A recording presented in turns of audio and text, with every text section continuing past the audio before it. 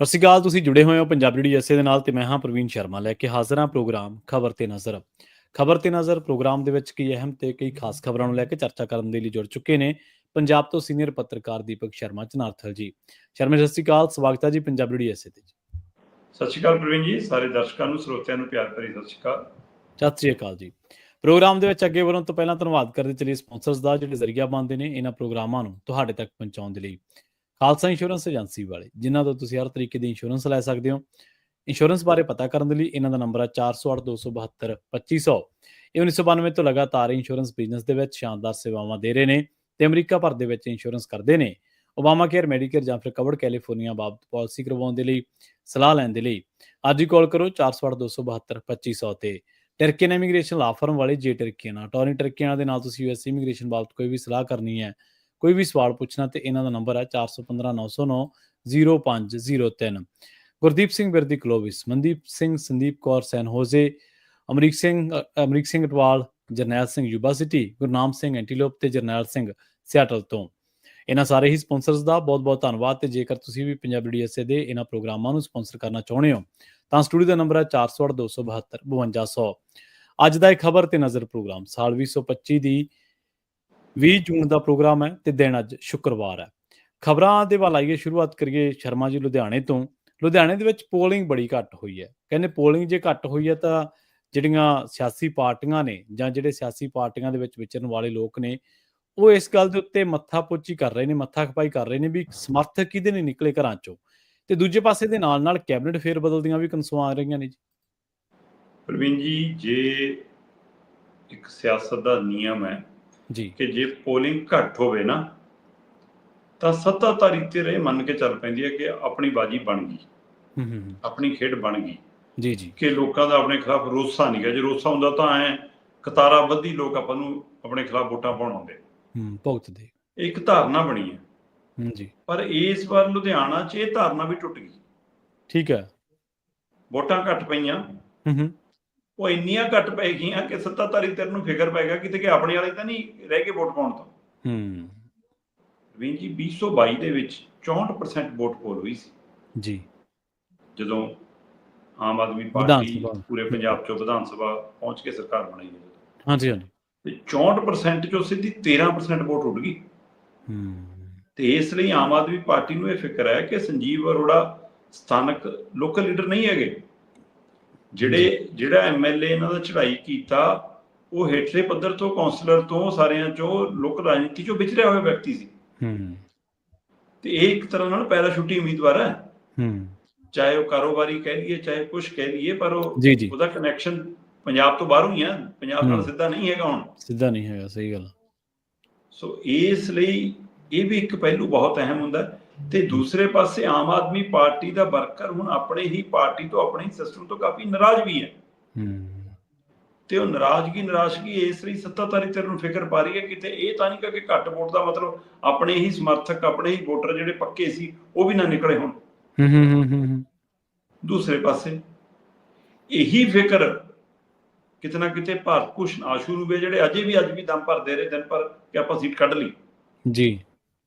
ਹੁਣ ਉਹ ਕੌਨਫੀਡੈਂਸ ਸੀ, over confidence ਸੀ, ਜਾਂ ਫਿਲਹਾਲ 3 ਦਿਨ ਦਾ ਆਨੰਦ ਸੀ। ਇਹ ਤਾਂ 23 ਨੂੰ ਇਹ ਪਤਾ ਲੱਗੂਗਾ ਕਿ ਚਲੋ ਆਹ 3 ਦਿਨ ਦਾ ਸਵਾਦ ਨਾਲ ਲੰਘਾਓ, ਬਾਕੀ ਦੇਖੀਓ।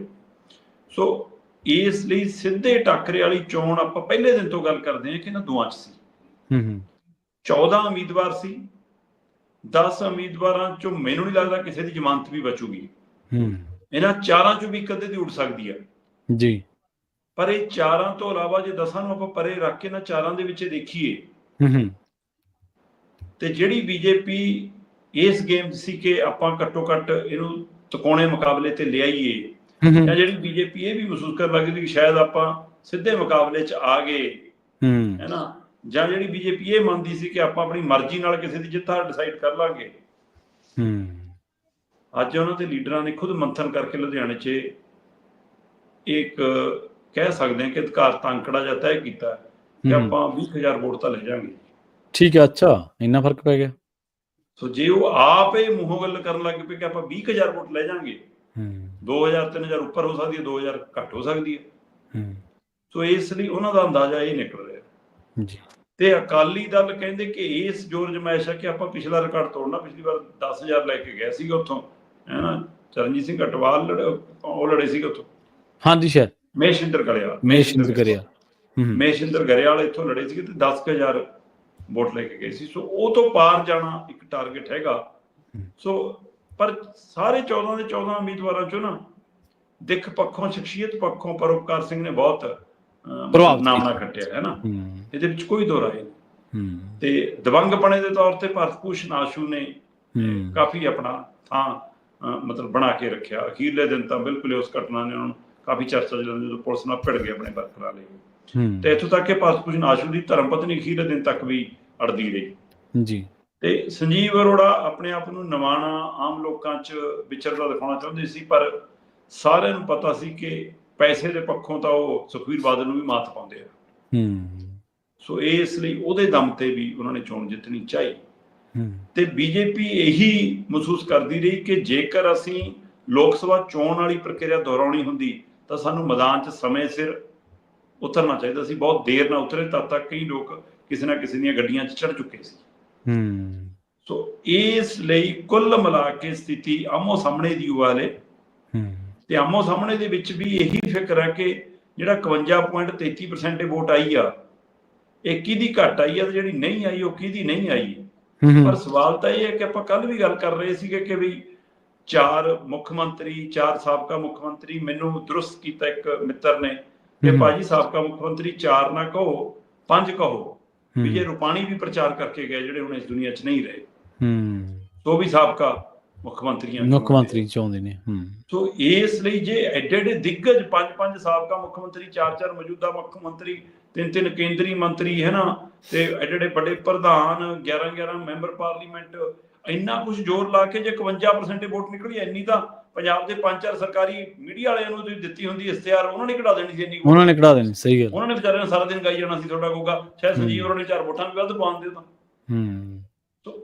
ਫਿਰ ਇਹਨਾਂ ਲਸ਼ਕਰ ਅਖੀਰਲੇ ਦਿਨ ਤੱਕ ਤੁਸੀਂ ਰਾਸ਼ਨ ਵੰਡੀ ਜਾਂਦੇ ਹੋ, ਸਮਾਨ ਫੜ ਹੋ ਰਿਹਾ ਜੀ, ਉਹਦਾ ਹੈ ਕਿ ਉਹਦਾ, ਮੈਂ ਕਹਿੰਦਾ ਕਿਸੇ ਦਾ ਹੋਵੇ, ਪਰ ਵੰਡਿਆ ਤਾਂ ਜਾ ਰਿਹਾ ਨਾ। ਹੁਣ ਵੋਟ ਘੱਟ ਪਈ ਜੀ, ਇਹਦੇ ਅਰਥ ਕੀ ਨੇ ਵਿਜੇ ਪ੍ਰਵੀਨ ਜੀ? ਵੋਟ ਘੱਟ ਪੈਣ ਦਾ ਅਰਥ ਪ੍ਰਵੀਨ ਜੀ ਮੈਂ ਮਹਿਸੂਸ ਕਰਦਾ ਕਿ ਕੀ ਜਿਹੜੀ ਆਮ ਆਦਮੀ ਪਾਰਟੀ ਨੂੰ ਇਹਨੂੰ ਜ਼ੋਰ ਜਮਾਸ਼ ਨਾਲ ਪੰਜਾਬ ਲੈ ਕੇ ਆਇਆ, ਕੀ ਉਹਨਾਂ ਨੂੰ ਇੱਕ ਵਾਰ ਇਹ ਲੱਗਿਆ ਕਿ ਫਿਰ ਧੋਖਾ ਹੋ ਗਿਆ ਸਾਡੇ ਨਾਲ ਜੀ? ਜਿਹੜੇ ਅਕਾਲੀ, ਕਾਂਗਰਸੀਆਂ ਤੋਂ, ਬੀਜੇਪੀ ਤੋਂ, ਇਹਨਾਂ ਤੋਂ ਅੱਕ ਕੇ ਘਰਾਂ ਬਹਿ ਗਏ ਸੀ, ਪਰਾਂ ਬਹਿ ਗਏ ਸੀ, ਸਿਆਸਤ ਤੋਂ ਦੂਰ ਹੋ ਗਏ ਸੀ, ਉਹ ਆਮ ਆਦਮੀ ਪਾਰਟੀ ਦੀ ਸਿਆਸਤ ਨੇ ਮੁੜ ਕੇ ਲਿਆਂਦੇ। ਚਾਹੇ ਉਹਦੇ ਵਿੱਚ ਚੇਤਨਤਾ ਕਿਸਾਨ ਅੰਦੋਲਨ ਨੇ ਭਰੀ, ਪਰ ਉਹ ਬਾਹਰ ਕੱਢ ਲਿਆਂਦੇ।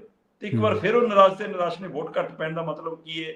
ਸਿਆਸਤ ਪ੍ਰਤੀ, ਸਿਸਟਮ ਪ੍ਰਤੀ, ਸਰਕਾਰਾਂ ਪ੍ਰਤੀ, ਸਿਆਸੀ ਦਲਾਂ ਪ੍ਰਤੀ, ਲੀਡਰਾਂ ਪ੍ਰਤੀ ਲੋਕਾਂ ਦੀ ਨਿਰਾਸ਼ਾ ਫਿਰ ਉੱਪਰ ਪਈ ਹੈ ਕਿ ਇਸ ਲਈ ਮਹਿਸੂਸ ਕਰੀਏ ਘੱਟ ਵੋਟ ਹੈ ਜੀ। ਦੂਸਰੇ ਪਾਸੇ ਘੱਟ ਵੋਟ ਦਾ ਮਤਲਬ ਕਿ ਸ਼ਹਿਰੀ ਲੋਕ, ਵਪਾਰੀ ਲੋਕ, ਜਿਹਨੂੰ ਅਸੀਂ ਕਹਿੰਦੇ ਹਾਂ ਬਹੁਤ ਸੋ ਕਾਲਡ ਸਿਆਣਾ ਜੀ, ਸਾਰਾ ਜੋੜ ਘਟਾ ਲਾਉਂਦਾ ਜੀ, ਹਿਸਾਬ ਕਿਤਾਬ ਪਿੰਡ ਵਾਲੇ ਦਾ ਜੀ, ਅਸੀਂ ਉਹੀ ਹਲ ਕਰਕੇ ਤੁਰ ਪੈਂਦੇ ਹਾਂ, ਆਪਸ ਵਿੱਚ ਡਾਂਗੋ ਡਾਂਗੀ ਵੇਲੇ ਸਿਰ ਵੀ ਪੜਵਾ ਲੈਂਦੇ ਹਾਂ, ਪਰ ਤਾਂ ਵੀ ਆਪਣੇ ਵੋਟ ਦੇ ਅਧਿਕਾਰ ਦੀ ਵਰਤੋਂ ਕਰਨ 'ਚ ਪਿੰਡ 100 ਗੁਣਾ ਅੱਗੇ ਨੇ ਸ਼ਹਿਰਾਂ ਤੋਂ। ਸਹੀ ਹੈ। ਅਸੀਂ 100 200 300 ਕਿਲੋਮੀਟਰ ਤਾਂ ਛੱਡੋ, ਅਸਾਂ 7 ਸਮੁੰਦਰੋਂ ਪਾਰ ਕਈ ਵਾਰ ਪਿੰਡਾਂ 'ਚ ਆਪਣੇ ਕਿਰਾਏ ਤੇ, ਆਪਣੇ ਖਰਚੇ ਤੇ ਜਾਂਦੇ, ਕਿਸੇ ਤੋਂ ਲੈ ਕੇ ਨਹੀਂ ਆਉਂਦੇ ਕਿ ਚਲੋ ਇਹ ਪਿੰਡ ਵੋਟਾਂ ਨੇ ਜਾਵਾਂਗੇ, ਨਾਲੇ 4 ਦਿਨ ਮੇਲਾ ਦੇਖਾਂਗੇ, ਨਾਲੇ ਪਾ ਕੇ ਆਵਾਂਗੇ। ਸਹੀ ਗੱਲ ਹੈ। ਇਹ ਚੇਤਨਤਾ, ਇਹਦਾ ਮਤਲਬ ਪਿੰਡਾਂ ਵਾਲਿਆਂ 'ਚ ਜਿਹਨਾਂ ਨੂੰ ਤੁਸੀਂ ਕਹਿੰਦੇ ਹੋ ਕਿ ਇਹਨਾਂ ਨੂੰ ਵੀ ਪਤਾ, ਉਹਨਾਂ 'ਚ ਵੱਧ ਹੈ ਜੀ। ਕਿਉਂ ਨਹੀਂ ਨਿਕਲੇ ਸ਼ਹਿਰੀ ਪੜ੍ਹੇ ਲਿਖਿਆ ਵਰਗ ਕਹਾਉਣ ਵਾਲਾ, ਆਪਣੇ ਆਪ ਨੂੰ ਵਪਾਰੀ ਵਰਗ, ਸਮਝਦਾਰ ਵਰਗ ਕਹਾਉਣ ਵਾਲਾ? ਫਿਰ ਬਾਅਦ ਚੋਂ ਸਿਸਟਮ ਨੂੰ ਸਵਾਲ ਕਰਨੇ ਤੇ ਹੁਣ ਕਰ ਲੈਂਦੇ ਫੈਸਲਾ ਮਿਲ ਕੇ। ਦੂਸਰਾ ਜਿਹੜਾ ਵੰਡ ਵੰਡਈਆ ਹੋਇਆ ਪ੍ਰਵੀਨ ਜੀ, ਜੇ ਇੱਕ ਉਦਯੋਗਪਤੀ ਹੈ ਕੋਈ, ਤਾਂ ਜੇ ਉਹ ਸ਼ੋਰੂਮ ਵਾਲਾ ਵੀ ਉਦਯੋਗਪਤੀ ਹੈ ਤਾਂ ਵੀ ਉਹਦੇ ਨਾਲ 8-10 ਵਰਕਰ ਸਿੱਧੇ ਜੁੜੇ ਆ। 4 ਦੁਕਾਨ ਤੇ ਕੰਮ ਕਰਦੇ ਆ, 2 ਰੇਹੜੀ ਫੜੀ ਵਾਲੇ ਆ, ਕੋਈ ਚਾਹ ਫੜਾਉਣ ਵਾਲਾ ਕੁਛ ਹੈ। ਮਤਲਬ 10 ਬੰਦੇ ਤਾਂ ਐਵਰੇਜ ਹਰੇਕ ਕਾਰੋਬਾਰੀ ਨਾਲ ਜੁੜੇ ਆ, ਤੇ ਜੇ ਜਿੰਨਾ ਬੜਾ ਕਾਰੋਬਾਰ ਹੋ ਜਾਊਗਾ ਉਨੀ ਗਿਣਤੀ ਵਧੀ ਜਾਊਗੀ। ਹਾਂਜੀ। ਤੇ ਉਹ ਜਿੰਨੇ ਜੇ 10 ਜੁੜੇ ਨੇ ਤਾਂ 10 ਚੋਂ 8 ਕਿਸੇ ਨਾ ਕਿਸੇ ਬਾਹਰੀ ਸੂਬੇ ਦੇ ਹੋਣੇ, ਉਹ ਲੋਕਲ ਨਹੀਂ ਹੋਣੇ। ਜਿਹਦਾ ਮਤਲਬ 80% ਲੇਬਰ ਬਾਹਰੀ ਸੂਬੇ ਦੀ ਹੈ। ਤੇ ਫਿਰ ਜਿਹੜੇ ਲੋਕ ਇਹ ਗੱਲਾਂ ਕਰਦੇ ਨੇ ਕਿ ਪਟਨਾ ਨੂੰ ਗੱਡੀਆਂ ਭਰ ਕੇ ਗਈਆਂ ਪਿਛਲੇ 2-3 ਦਿਨਾਂ ਤੋਂ, ਜਿਹੜੀ ਸਿੱਧੀ ਟ੍ਰੇਨ ਚੱਲਦੀ ਆ, ਉਹ ਬੜੀ ਭਰ ਕੇ ਗਈ। ਹੁਣ ਜੇ ਸਮਾਨ ਨਾਲ ਭਰ ਕੇ ਜਾ ਰਹੀ ਤਾਂ ਨਾਲ ਕੋਈ ਛੱਡਣ ਵੀ ਤਾਂ ਜਾ ਰਿਹਾ ਹੋਊਗਾ ਨਾ। ਤੇ ਕਿਤੇ ਵੋਟਰ ਵੋਟ ਪਾਉਣ ਦੀ ਬਜਾਏ ਆਪਣੇ ਦੇਸ਼ ਨੂੰ ਸਮਾਨ ਢੋਣ ਦੇਸੇ ਤੱਕ। ਕਹਿੰਦੇ ਆ ਨਾ ਕਿ ਦੇਸ਼ ਨੂੰ ਚੱਲੇ, ਹਾਂਜੀ ਹਾਂਜੀ ਦੇਸ਼ ਨੂੰ ਸਮਾਨ ਛੱਡਣ ਦਾ ਨਹੀਂ ਚਲਾ ਗਿਆ ਕਿ ਉੱਥੇ ਸਟੋਰ ਚ ਲਾਈਏ 2 ਮਹੀਨੇ ਦਾ ਰਾਸ਼ਨ 4 ਮਹੀਨੇ ਦਾ ਰਾਸ਼ਨ ਘਰਦਿਆਂ ਨੂੰ ਪਾਈਏ, ਬੇਬੇ ਨੂੰ ਪਾਈਏ। ਸੋ ਕਿਤੇ ਸਹੀ। ਇਹ ਤਾਂ ਨਹੀਂ ਹੋਗਾ ਕਿ ਰਾਸ਼ਨ ਇੱਧਰੋਂ ਲੈ ਕੇ ਉੱਧਰ ਨੂੰ ਚੱਲ ਗਏ, ਇਹ ਵੀ ਹਿਸਾਬ ਲਾ ਲਿਆ ਜਾਵੇ। ਸੋ ਕਈ ਪੱਖ ਨੇ, ਪਰ ਮੈਨੂੰ ਲੱਗਦਾ ਜਿੱਥੇ ਸਰਕਾਰਾਂ ਨੂੰ, ਸਿਆਸਤਦਾਨਾਂ ਨੂੰ ਇਸ ਤੋਂ ਸਬਕ ਲੈਣ ਦੀ ਲੋੜ ਹੈ, ਉੱਥੇ ਚੋਣ ਕਮਿਸ਼ਨ ਨੂੰ ਇਹਦੇ ਤੇ ਮੰਥਨ ਕਰਨ ਦੀ ਲੋੜ ਹੈ ਕਿ ਕਿਤੇ ਲੋਕਤੰਤਰਕ ਤੌਰ ਦੇ ਉੱਤੇ ਦੁਨੀਆ ਦੇ ਸਭ ਤੋਂ ਆਪਣੇ ਆਪ ਨੂੰ ਵੱਡਾ ਮੁਲਕ ਕਹਾਉਣ ਵਾਲੇ ਮੁਲਕ ਦੇ ਵਿੱਚ ਸਥਾਨਕ ਲੋਕ ਹੀ ਲੋਕਤੰਤਰ ਦੇ ਸਿਸਟਮ ਤੋਂ ਦੂਰ ਤਾਂ ਨਹੀਂ ਹੋ ਰਹੇ। ਸਹੀ ਗੱਲ ਹੈ। ਇਹਦੇ 'ਚ ਇਹ ਵੀ ਇੱਕ ਝਲਕਾਰਾ ਮਿਲਦਾ ਵੀ ਇਸ ਵੋਟ ਜਿਹੜੀ ਪ੍ਰਣਾਲੀ ਹੈ, ਵੋਟਿੰਗ ਪ੍ਰਣਾਲੀ ਹੈ, ਉਹ ਜ਼ਿਮਨੀ ਚੋਣ ਵਾਲਾ ਜਿਹੜਾ ਵਰਤਾਰਾ ਹੈ, ਉਹ ਪਿੰਡਾਂ ਦੇ ਵਿੱਚ ਤਾਂ ਜ਼ਰੂਰ ਜ਼ੋਰ ਫੜ ਸਕਦਾ ਵੀ ਮਤਲਬ ਪਿੰਡਾਂ ਦੇ ਲੋਕ ਹੋਰ ਤਸੀਰ ਦੇ ਹੁੰਦੇ ਨੇ, ਪਰ ਸ਼ਹਿਰਾਂ ਦੇ ਵਿੱਚ ਇਸ ਤਰ੍ਹਾਂ ਦੀਆਂ ਜਿਹੜੀਆਂ ਤੁਸੀਂ ਮੱਲੋ ਮੱਲੀ ਥੋਪਣ ਵਾਲੀਆਂ ਚੋਣਾਂ ਉਹਨੂੰ ਲੋਕ ਹੁਣ ਮੂੰਹ ਨਹੀਂ ਲਾਉਂਦੇ। ਤੇ ਇਹ ਇੱਕ ਮਾੜਾ ਸੰਕੇਤ ਵੀ ਹੈ, ਜਿਵੇਂ ਤੁਸੀਂ ਡੈਮੋਕ੍ਰੇਸੀ ਦਾ ਜ਼ਿਕਰ ਕੀਤਾ ਸ਼ਰਮਾ ਜੀ। ਮਾੜਾ ਸੰਕੇਤ ਇਹ ਹੈ ਕਿ ਕਿਸੇ ਵੀ ਤਰੀਕੇ ਦੇ ਨਾਲ ਲੋਕਾਂ ਦਾ ਰਾਜਨੀਤੀ ਤੋਂ ਨਿਰਾਸ਼ਾਵਾਦੀ ਹੋ ਜਾਣਾ, ਇਹ ਕੋਈ ਚੰਗੀ ਗੱਲ ਨਹੀਂ। ਇਹਦੇ ਨਾਲ ਇੱਕ ਹੋਰ ਗੱਲ ਤੇ ਚਰਚਾ ਕਰਕੇ, ਕੈਬਨਿਟ ਫੇਰ ਬਦਲ ਦੀਆਂ ਕੰਸੂਆਂ ਵੀ ਨੇ ਜੀ। ਬਿਲਕੁਲ ਪ੍ਰਵੀਨ ਜੀ, ਉਹ ਤਾਂ ਤੈਅ ਹੀ ਹੈ। ਜੇ ਸੰਜੀਵ ਅਰੋੜਾ MLA ਬਣਦੇ ਨੇ ਤੇ ਫਿਰ ਤਾਂ ਕੈਬਨਿਟ ਮੰਤਰੀ ਮੰਤਰੀ-ਮੰਡਲ ਚ ਉਹਨੇ ਸ਼ਾਮਲ ਹੋਣਾ, ਤੇ ਸ਼ਾਮਲ ਹੋਣ ਦਾ ਮਤਲਬ ਫਿਰ ਤੈਅ ਹੀ ਹੈ, ਹਿਲਜੁਲ ਹੋਣੀ ਹੋਆ। ਹੁਣ ਇੱਕ ਤਾਂ ਹੈ ਸ਼ਮੂਲੀਅਤ ਕਿ ਜੀ ਵਿਸਤਾਰ ਹੋ ਗਿਆ ਕੈਬਨਿਟ ਦਾ, 2 ਪੋਸਟਾਂ ਅਜੇ ਤੱਕ ਖਾਲੀ ਪਈਆਂ ਨੇ, ਮਤਲਬ 3.5 ਸਾਲ ਲੰਘ ਗਏ, 1.5 ਸਾਲ ਸਵਾ ਸਾਲ ਬਚਿਆ, ਅਜੇ ਤੱਕ ਪੂਰੀ ਕੈਬਨਿਟ ਨਹੀਂ ਬਣਾਈ ਗਈ। ਚਲੋ ਇੰਨੇ ਵੱਡੀ ਗਿਣਤੀ 'ਚ ਫਤਵਾ ਹੋਵੇ, 93 MLA ਹੋਣ ਤੇ ਤੋਂ ਕੈਬਨਿਟ ਨਹੀਂ ਪੂਰੀ ਹੁੰਦੀ। ਕਿਉਂ ਬਈ ਊਂਠ ਦਾ ਬੁੱਲ ਲਟਕਾ ਕੇ ਰੱਖ ਰਹੇ ਹੋ ਲਗਾਤਾਰ ਕਿ MLA ਸਾਡੇ ਮਗਰ ਪੂੰਛ ਹਿਲਾਉਂਦੇ ਰਹਿਣ ਕਿ ਰਾਜੀ ਸ਼ਾਇਦ ਹੁੰਡੀ ਕੋ ਮੈਨੂੰ ਮਿਲੂ ਜੀ। ਸਹੀ ਹੈ। ਤੇ ਇਸ ਲਈ ਇੱਕ ਤਾਂ ਇਹ ਹੈ ਕਿ ਤੈਅ ਮੰਨਿਆ ਜਾ ਰਿਹਾ ਜੀ ਕਿ 2 MLA ਨੂੰ ਮੰਤਰੀ ਬਣਾਇਆ ਜਾ ਸਕਦਾ, ਔਰ ਉਹਨਾਂ ਚੋਂ ਇੱਕ ਸੰਜੀਵ ਅਰੋੜਾ ਤਾਂ ਹੋਣਗੇ ਜਿੱਤ ਕੇ ਆਉਂਦੇ ਨੇ। ਤੇ ਦੂਸਰਾ ਕੌਣ? ਕਿ ਇੰਦਰਬੀਰ ਸਿੰਘ ਨਿੱਜਰ ਦੀ ਵਾਪਸੀ ਹੋਊਗੀ ਕੈਬਨਿਟ ਦੇ ਵਿੱਚ। ਪਿਛਲੇ ਦਿਨ ਥੋੜਾ ਜਿਹਾ ਸੰਕੇਤ ਮਿਲੇ ਸੀ, ਕੇਜਰੀਵਾਲ ਨੇ ਰੁਕ ਕੀਤਾ ਸੀ ਉਹਨਾਂ ਦਾ। ਤੇ ਵੈਸੇ ਬਲੀ ਲੈਣ ਦਾ ਕਾਰਨ ਅੱਜ ਤੱਕ ਨਹੀਂ ਸਾਹਮਣੇ ਆਇਆ, ਜਦੋਂ ਕਿ ਚਰਚਾ ਇਹ ਰਹੀ ਸੀ ਕਿ ਉਹਨਾਂ ਨੇ ਅਜੀਤ ਅਦਾਰੇ ਦੇ ਹੱਕ ਦੇ ਵਿੱਚ ਹਰਨਾਰਾ ਮਾਰਤਾ ਸੀ ਜਾਂ ਬਰਜਿੰਦਰ ਸਿੰਘ ਹਮਦਰਦ ਦੇ ਪੱਖ ਪੂਰਤਾ ਸੀ। ਸੋ ਇਹ ਇਸ ਲਈ ਕਹਿੰਦੇ ਉਹਨਾਂ ਨੂੰ ਖਮਿਆਜਾ ਭੁਗਤਣਾ ਪਿਆ। ਫਿਰ ਹੁਣ ਕੀ ਉਧਰ ਸੈਟਿੰਗ ਹੋ ਗਈ ਤਾਂ ਇਸ ਲਈ ਵਾਪਸੀ ਹੈ। ਇਹ ਵੀ ਚਰਚਾਵਾਂ ਨਾਲ ਨੇ ਜੀ। ਚਲੋ ਇੰਦਰਬੀਰ ਨਿੱਜਰ ਹੋਰਾਂ ਨੂੰ ਲਿਆਉਣ ਦੇ ਪਿੱਛੇ ਥੋੜਾ ਜਿਹਾ ਪੰਥਕ ਧਿਰ ਪੱਖੋਂ ਮਜ਼ਬੂਤ ਹੋਣਾ ਵੀ ਮੰਨਿਆ ਜਾ ਰਿਹਾ ਕਿ ਉਧਰੋਂ ਇਹ ਵੀ ਇੱਕ ਪਹਿਲੂ ਹੋ ਸਕਦਾ ਕਿ ਉਸ ਪੱਖ ਨੂੰ ਵੀ ਨਾਲ ਲੈ ਕੇ ਤੁਰਿਆ ਜਾਵੇ, ਸਮਝ ਪੱਖੋਂ ਵੀ ਜਾਂ ਉਹਨਾਂ ਦੇ ਕੰਮਕਾਰ ਪੱਖੋਂ ਵੀ, ਹੈ ਨਾ। ਫਿਰ ਹਟਾਇਆ ਮਤਲਬ ਜੇ ਇੰਨੀ ਗੱਲਾਂ ਦੇ ਬੰਦੇ ਹਟਾ ਦਿਆ ਕਰਨੇ ਕਿ ਆਪਣੀ ਗੱਲ ਕਹਿਣ ਦਾ ਅਧਿਕਾਰ ਨਹੀਂ, ਫਿਰ ਗੱਡੀ ਝੂਟੇ ਲੈਣ ਜੋਗੇ ਹੀ ਨੇ, ਕਰਨ ਜੋਗੇ ਕੁਛ ਨਹੀਂ। ਸੋ ਫਿਰ ਜੇ ਸੰਜੀਵ ਅਰੋੜਾ ਨਹੀਂ ਤਾਂ ਇੰਦਰਬੀਰ ਨਿੱਜਰ ਜੇ ਆਉਂਦੇ ਨੇ ਤਾਂ ਦੂਜਾ ਇਹ ਤੋਂ ਬਿਨਾਂ ਕੌਣ? ਕਿ ਦੁਆਬੇ ਚੋਂ ਕੋਈ ਹੋਰ ਆਊਗਾ ਜਾਂ ਕੇਜਰੀਵਾਲ ਨੂੰ ਪੁੱਛ ਕੇ ਕੋਈ ਆਊਗਾ? ਕੀ ਇਹ ਸਿਰਫ ਵਿਸਤਾਰ ਹੋਊਗਾ ਜਾਂ ਫੇਰ ਬਦਲ ਵੀ ਹੋਊਗਾ? ਜੇ ਫੇਰ ਬਦਲ ਹੋਊਗਾ ਤਾਂ 1-2 ਮੰਤਰੀ ਦੀ ਛੁੱਟੀ ਹੋਊਗੀ, ਫਿਰ ਹੋਰ ਆਉਣਗੇ। ਸਹੀ ਗੱਲ ਹੈ।